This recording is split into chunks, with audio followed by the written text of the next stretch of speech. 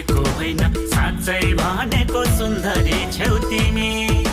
ढाँटेको होइन साँच्चै भनेको सुन्दरी छेउ तिमी। अलिअलि घरमै धरान बजार चिसो छ भेटार। धेरैमा पछि भेट भयो रिनी के छ नि हालखबर। धेरैमा पछि भेट भयो रिनी के छ नि हालखबर।